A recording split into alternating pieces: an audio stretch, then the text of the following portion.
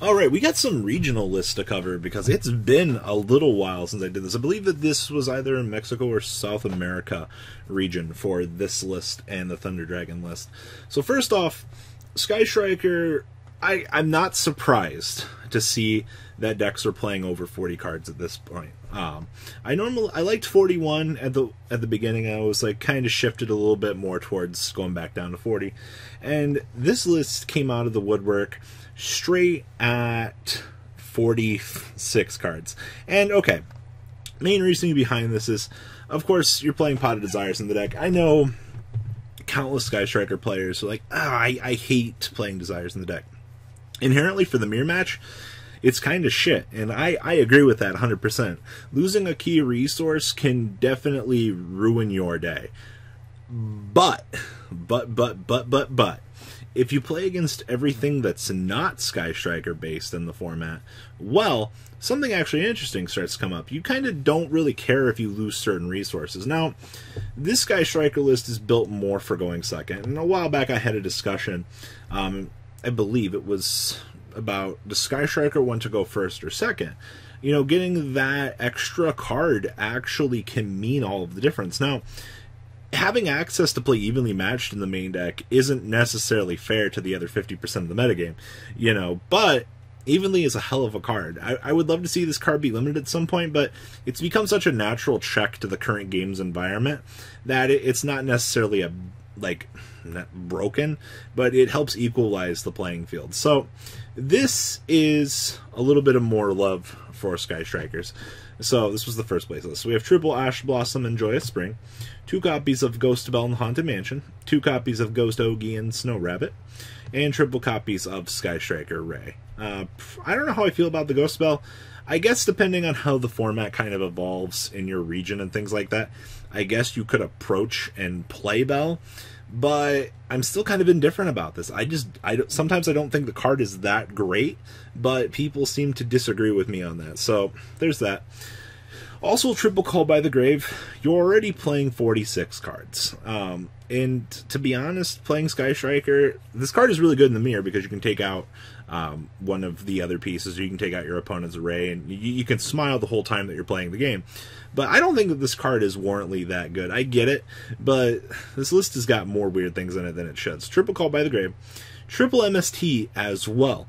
I guess that this format was going to be, if we're assuming that we're going into a pretty heavy Sky Striker / Altergeist format, then yes, I guess MSTs would not be a bad thing to bring in, but it's almost like 75% of this matchup is just strictly for the Sky Striker / Altergeist matchup.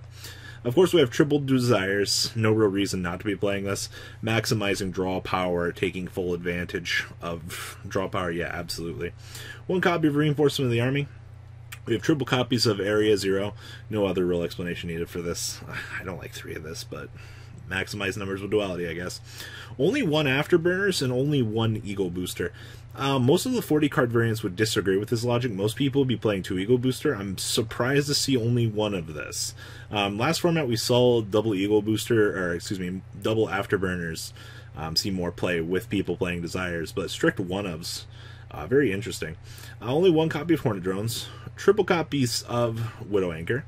We have triple copies of Multi-Roll, 1 copy of Hercules Base, triple Engage, 2 Terraforming, triple Twin Twister, triple Evenly Matched, and 2 Impermanents. Interesting to note, no jamming waves, actually. I think I'm more shocked about that than I actually should be. Why are you playing MSTs if you're not playing jamming waves? Like, what is he really worried about? The extra deck down here, we have triple Shizuku, triple Kagari, triple Hayate, 1 Unicorn, 1 Phoenix, 1 Isolde, 1 copy of Titan, 1 copy of Dragostapelia, and 1 copy of Rocket Ride. Side deck, we have 2 Prankatops, triple Flying Sea, that's interesting, triple copies of Ghost Reaper, triple copies of Mind Control, 1 Super Poly, and triple copies of Imperial Iron Wall.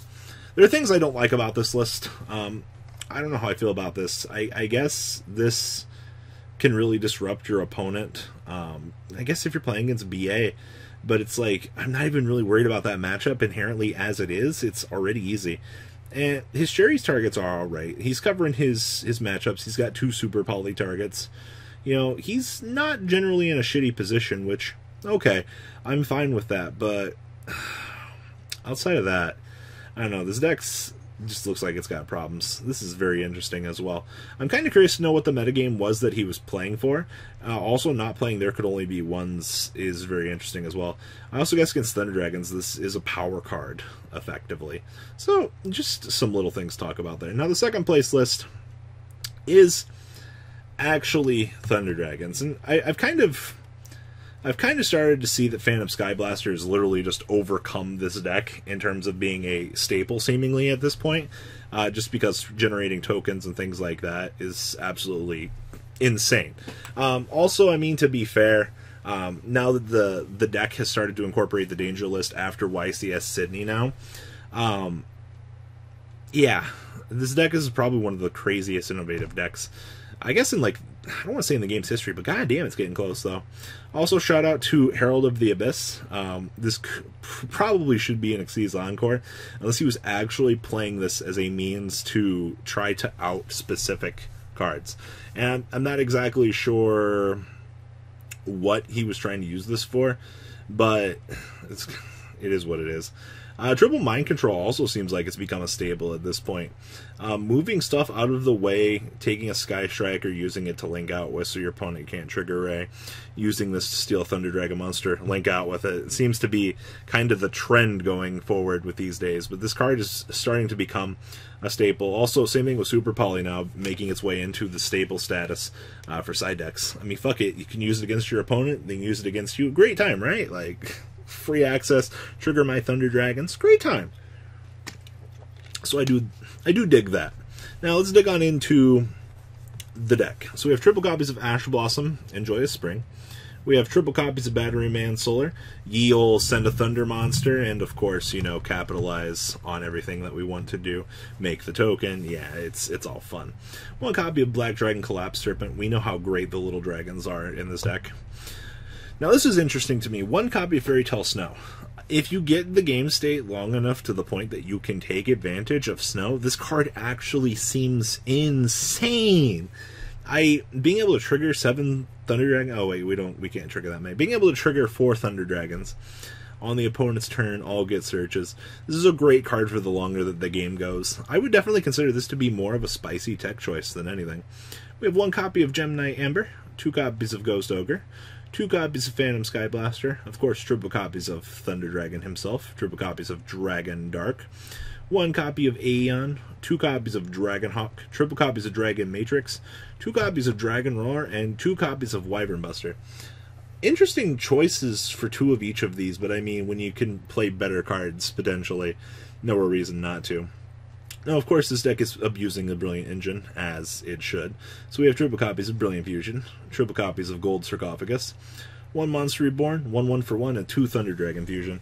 I've kind of started to see that 2 Thunder Dragon Fusion in some builds has kind of started to become more of a norm. I mean, also getting the ability to Rhoda on the next turn also is kind of crazy. I think it's the thing that angers me most about this, because as soon as I see this resolve, I'm like, well, fuck. My opponent's automatically got to search for the next turn, and it makes my life even more painful having to deal with this.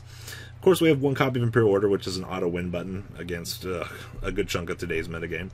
We have 2 copies of Infinite Impermanence and 2 copies of Solemn Strike.